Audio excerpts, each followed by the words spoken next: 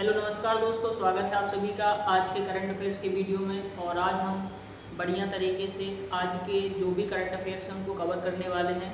Most IMP question रहेंगे जो आपके banking, SSC, railway, MP state के सारे एग्जाम कवर करेंगे। तो पहला क्वेश्चन है आपका दोस्तों, आपकी स्क्रीन पे देखिए, मुझे बताइए हाल ही में भारत और किस देश ने डाक क्षेत्र में सहयोग पर एक समझौता ज्ञापन पर हस्ताक्षर किए हैं। तो अर्जेंटीना, चिली, ब्राजील और पेरू चार ऑप्शन है। तो क्या आप मुझे बता सकते हैं? तो इसका आंसर है जो है वो है ब्राजील। भारत और ब्राजील ने डाक क्षेत्र में सहयोग पर एक समझौता ज्ञापन पर हस्ताक्षर किए हैं। इसका उद्देश्य है डाक सेवाओं, डिजिटल परिवर्तन और समावेशी सेवा वितरण में द्विपक्षीय सहयोग को मजबूत करना। तो ये था पहला क्वेश्चन। सेकंड क्वेश्चन आपके सामने है, जरा आंसर करके मुझे बताइए क्या आ रहा है। हाल ही में भारत निर्वाचन आयोग और राज्य निर्वाचन आयुक्तों का राष्ट्रीय गोलमेज सम्मेलन आयोजित किया जाएगा, सही कथन चुनिए। चार ऑप्शन है, इनको पढ़िए और आंसर करिए। यह सम्मेलन आखिरी बार वर्ष 1999 में हुआ। यह सम्मेलन हर 3 वर्ष में आयोजित किया जाता है। यह सम्मेलन आखिरी बार वर्ष 2019 में हुआ था। इस सम्मेलन की अध्यक्षता द्रौपदी मुर्मू करेंगी। तो इसका करेक्ट आंसर है, यह सम्मेलन आखिरी बार वर्ष 1999 में हुआ था। भारत निर्वाचन आयोग ईसीआई 24 फरवरी 2026 को नई दिल्ली में राष्ट्रीय गोलमेज सम्मेलन आयोजित करेगा। इसकी अध्यक्षता मुख्य निर्वाचन आयुक्त ज्ञानेश कुमार करेंगे। हाल ही में NIEEL IIT क्वांटम और AI विश्वविद्यालय परिसर स्थापित करेगा, सही कथन चुनिए। तो चार ऑप्शन है, इसका जो करेक्ट आंसर है डी है। ए और बी दोनों ऑप्शन सही है। NEITA के अधीन NIELIT ने आंध्र प्रदेश सरकार के साथ एक समझौता ज्ञापन पर हस्ताक्षर किए हैं। इसके तहत अमरावती में भारत का पहला समर्पित क्वांटम और आर्टिफिशियल इंटेलिजेंस विश्वविद्यालय परिसर स्थापित किया जाएगा। क्वेश्चन नंबर 4 आपके सामने है, हाल ही में किसके द्वारा लिखित coffee table book Atal Bihari Vajpayee the internal statesman का विमोचन किया गया है। इसका करेक्ट आंसर है विजय गोयल। सही उत्तर क्या है? विजय गोयल। उपराष्ट्रपति CP Radhakrishnan doctor Ambedkar international centre नई दिल्ली में इस पुस्तक का विमोचन किया है। इस कॉफी टेबल बुक के लेखक विजय गोयल हैं। हाल ही में Punjab state power corporation limited की पहली महिला डायरेक्टर कौन बनी है? इसका करेक्ट आंसर है हरशरण कौर त्रेहन। हरशरण कौर त्रेहन PSPCL की पहली महिला डायरेक्टर बनी है। इनकी यह नियुक्ति 20 फरवरी 2026 से 2 साल की अवधि के लिए प्रभावी हुई है। केंद्रीय स्वास्थ्य मंत्री जेपी नड्डा ने हाल ही में स्वदेशी रूप से निर्मित कौन सी वैक्सीन लॉन्च की है?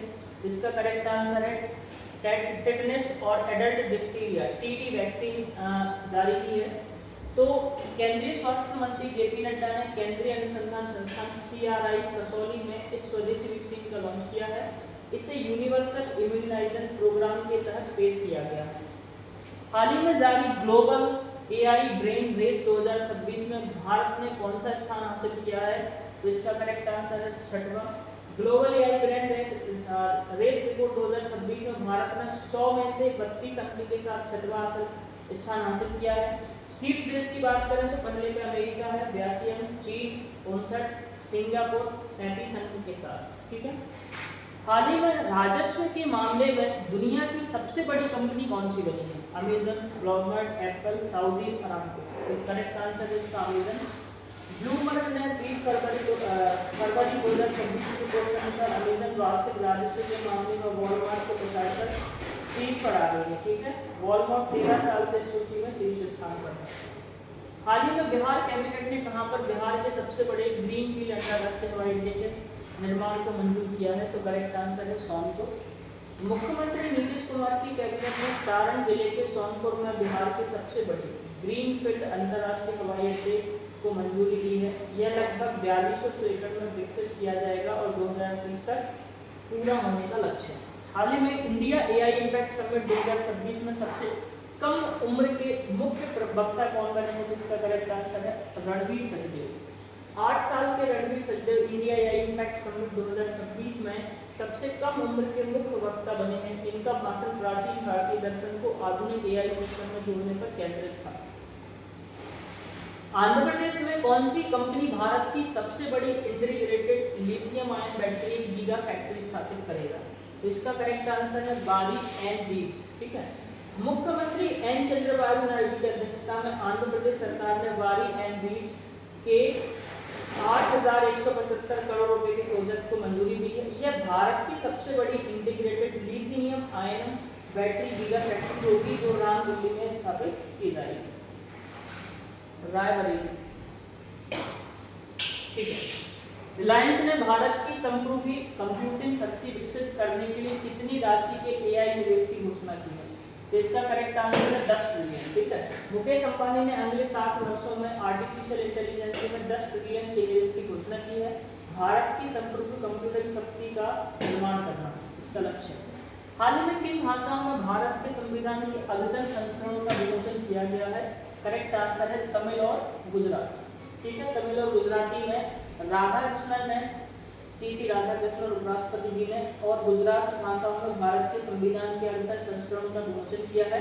साथ ही कानूनी शब्दावली के 8वें संस्करण अंग्रेजी हिंदी का विमोचन भी किया गया है। पहली बार नमो भारत और मेट्रो रेल एक ही स्टेशन और एक ही ट्रैक पर किस राज्य में चलेंगे?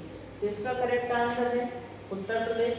प्रधानमंत्री नरेंद्र मोदी ने मेरठ उत्तर प्रदेश में नमो भारत रैपिड रेल और 82 किलोमीटर की दिल्ली मेरठ मेट्रो का उद्घाटन किया है। भारत में पहली बार रैपिड रेल और मेट्रो रेल एक ही ट्रैक पर स्टेशन पर चलेंगे।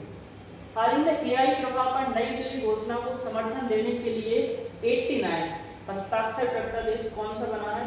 89वां देश कौन सा जुड़ा है? तो इसका आंसर है Bangladesh. India AI impact summit 2026 में बांग्लादेश नई दिल्ली घोषणा का 89वां हस्ताक्षरकर्ता देश बना है। यह सर्वजन हिताय सर्वजन सुखाय के सिद्धांत पर आधारित है। हाल ही में भारत और ब्राजील ने वर्ष 2030 तक कितने बिलियन डॉलर के द्विपक्षीय व्यापार लक्ष्य को तय किया है? तो इसका करेक्ट आंसर है 30 बिलियन डॉलर।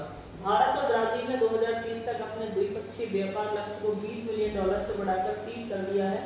यह फैसला ब्राजील के राष्ट्रपति लुइस इनोसिया लुला दा सिल्वा के भारत दौरे के दौरान किया गया है। हाल ही में अंतरराष्ट्रीय मातृभाषा दिवस 2026 कब मनाया गया है? तो इसका करेक्ट आंसर है 21 फरवरी को।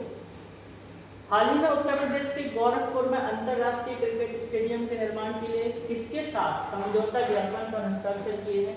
करेक्ट आंसर है इंडियन ऑयल। ठीक है, उत्तर प्रदेश सरकार और इंडियन ऑयल के कॉर्पोरेशन लिमिटेड ने गोरखपुर में अंतरराष्ट्रीय क्रिकेट स्टेडियम बनाने के लिए एमओयू साइन किया है। कुल लागत 339 करोड़ है, जिसमें आईओसीएल अपने सीएसआर फंड से 60 करोड़ देगा। तो ये था दोस्तों आज का करंट अफेयर्स। कैसा लगा जरूर बताइएगा, और अच्छा लगा है तो लाइक शेयर और सब्सक्राइब जरूर करिएगा। इससे हमें मोटिवेशन मिलता है और हम आपके लिए बहुत मेहनत कर पाते हैं। धन्यवाद।